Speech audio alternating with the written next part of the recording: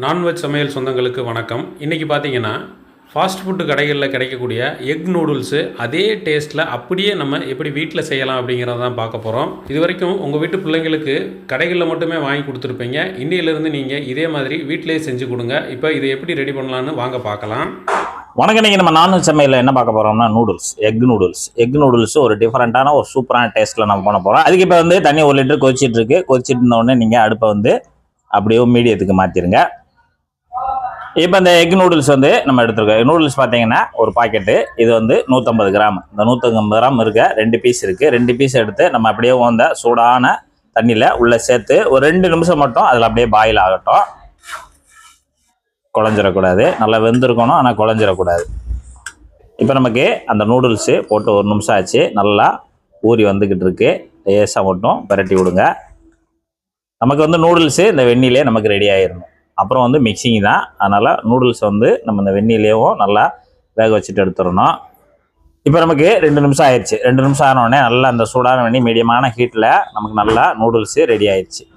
நல்லா இந்த அளவுக்கு ரெடி ஆன உடனே இதை எடுத்து நம்ம தனியாக தண்ணியிலேருந்து எடுத்துடணும். வெந்நிலேருந்து எடுத்து தனியாக வச்சிடலாம். இந்த மாதிரி தனியாக வச்சுருங்க நூடுல்ஸை. இப்போ நம்ம நூடுல்ஸை ரெடி பண்ணி தனியாக எடுத்து வச்சாச்சு. இப்போ நம்ம நூடுல்ஸை வந்து மிக்ஸ் பண்ணணும். மிக்ஸ் பண்ணுறதுக்கு ஒரு 50 ml வந்து சன்ஃப்ளவர் ஆயில் ஊற்றிருக்கேன். எண்ணெய் சூடாயிடுச்சு. எண்ணெய் சூடானோடனே இங்கே 3 முட்டையை இருந்தாலும் உடச்சி வச்சுருக்க முட்டையை வந்து எண்ணெயில் இப்படி உள்ளே ஊற்றிடுங்க. அப்படி எண்ணெயில் ஊற்றிட்டு இப்போ நம்ம இந்த எண்ணெயிலே இந்த முட்டையை பொரிச்சுக்கிறணும். நல்லா எண்ணெயிலே பொரிச்சுக்கிறணும். எண்ணெய் இந்த அளவுக்கு ஊற்றிட்டு இந்த எண்ணெயிலே நல்லா இந்த முட்டையை பொரிச்சிருங்க.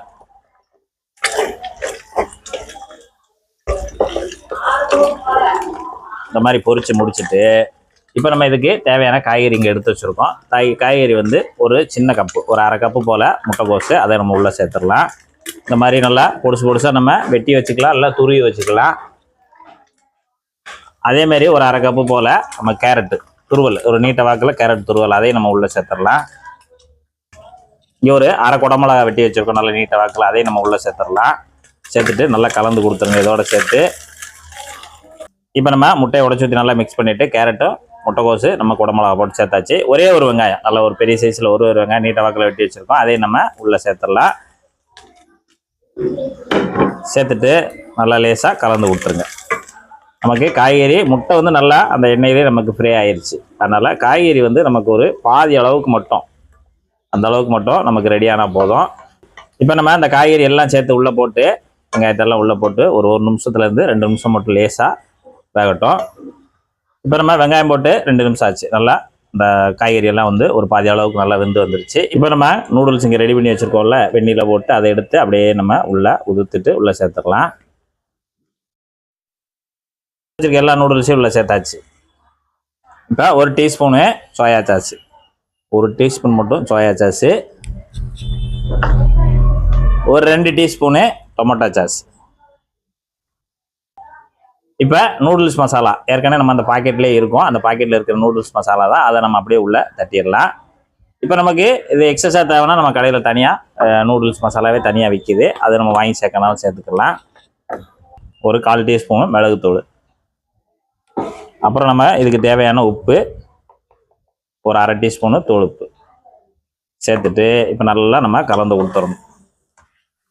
நல்லா நூடுல்ஸோடு சேர்த்து அந்த காய்கறி முட்டை எல்லாத்தையும் நல்லா மசாலாவோடு சேர்த்து மிக்ஸ் பண்ணி கொடுங்க. இப்போ நமக்கு எக் நூடுல்ஸு ரெடி ஆயிடுச்சு. ரெடி ஆனோடனே கடைசியாக மல்லித்தலை நல்லா ஒரு கொத்து எடுத்து மேலே நல்லா தூவி விட்டுட்டு மிக்ஸ் பண்ணி கொடுத்துருங்க. சூப்பராக ரெடி ஆயிடுச்சு. இந்த மாதிரி நூடுல்ஸு இந்த மாதிரி ஐட்டம்லாம் சாப்பிடும்போது நமக்கும் எச்சி ஊறுது, நமக்கும் அது ஒரு சாப்பிடணும் போல் இருக்குது. சின்ன குழந்தையாகவே மாறிடுறோம். அந்தளவுக்கு இன்றைக்கி நூதனமான ஒரு உணவுகள்லாம் வந்துருச்சு. நம்ம சாப்பிட்டு பார்ப்போம்.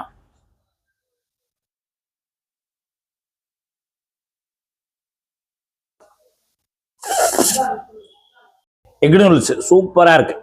உங்கள் குழந்தைகள்லாம், செல்ல குழந்தைகளுக்கெல்லாம் அருமையாக பிடிக்கும். இதே போல் நீங்கள் உங்கள் செல்ல குழந்தைகளுக்கும் செஞ்சு நீங்களும் செய்து சாப்பிட்டு பார்த்துட்டு எப்படி வந்ததுன்றதை கமெண்டில் சொல்லுங்கள். நன்றி, வணக்கம்.